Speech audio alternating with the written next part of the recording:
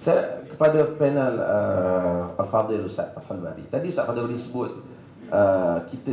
ni ulama ini kita jangan mengkritik secara terbuka, kerana kalau kita nak nasihat terus.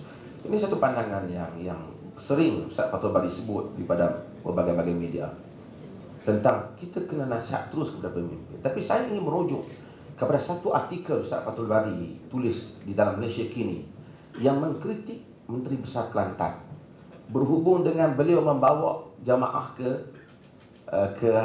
Mekah untuk berdoa tentang royalti Kelantan, dan juga mengkritik tentang, juga menyebut tentang Kelantan tidak berhak tentang minyak itu dan royalti itu, dan menyebut tindakan Menteri Besar itu secara terang-terangan dalam penulisan.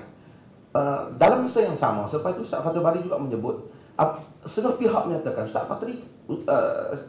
Al-Fadhil Ustaz Fathul Bari ini hanya kata tak boleh kritik pemimpin bila pemimpin itu UMNO, tapi tidak apabila pemimpin itu PAS. Jadi kerana kontradik di atas artikel yang ditulis dan juga kenyataan-kenyataan media yang dibuat. Terima kasih.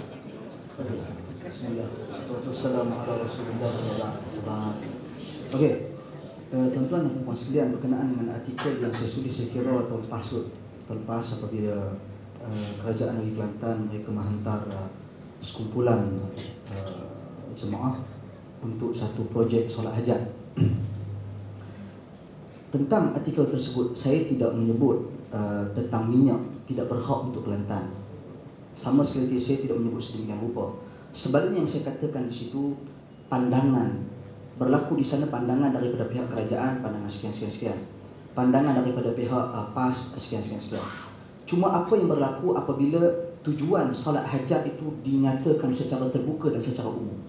Apa tujuan nak dilaksanakan solat hajat tersebut?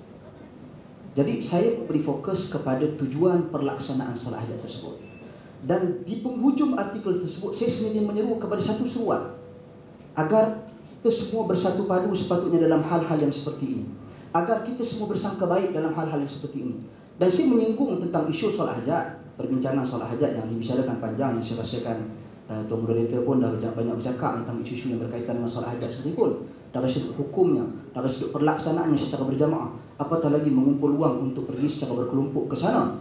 Jadi itu yang saya tekankan sebenarnya dalam artikel tersebut. Dan mungkin rakyat boleh bersetuju dengan konten itu, tetapi pendekatan untuk mengkritik seorang pemimpin dalam artikel itu bukan masalah salah, memang betul. Tapi ia berkontradik dengan pandangan-pandangan umum Ustaz Fathul, bahawasanya pemimpin tidak dikritik secara terbuka.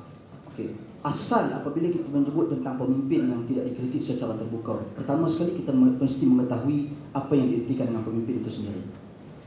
Pemimpin sekarang ni dalam konteks kita negara Indonesia ini, pemimpin ada kata agung satu, dan ada satu lagi kata Perdana Menteri. Dia merujuk kepada sesiapa yang memiliki kuasa yang kita katakan bukan eksekutif tetapi mengurus ataupun mentadbir sesebuah negara, di mana beliau berhak untuk melakukan perubahan ataupun berhak untuk mengubah dasar dan sebagainya. Itu yang dikategorikan sebagai pemimpin. Bahkan kalau lebih khusus lagi, mungkin disebut sebagai perlembagaan itu sebenarnya merupakan pemimpin, kerana kita semua sepatutnya mengikuti perlembagaan-perlembagaan yang sedia ada. Okey, adapun bila saya menyebut tentang yang berbahagia ataupun Al-Fadhil Tuan Guru Ni Abdul Aziz, bukan dalam soal mengkritik yang dituruti, yang disusuri dengan cercaan sehingga menjatuhkan kredibiliti beliau. Saya memberi pandangan kerana dijelaskan secara terbuka tentang isu solat hajat, penghantaran 40 orang secara terbuka, dan tujuan ada unsur-unsur kritikan kepada pemerintah yang sedia ada. Maka saya menjawab isu tersebut, bukan bertujuan untuk mengkritik dan menjatuhkan kredibiliti.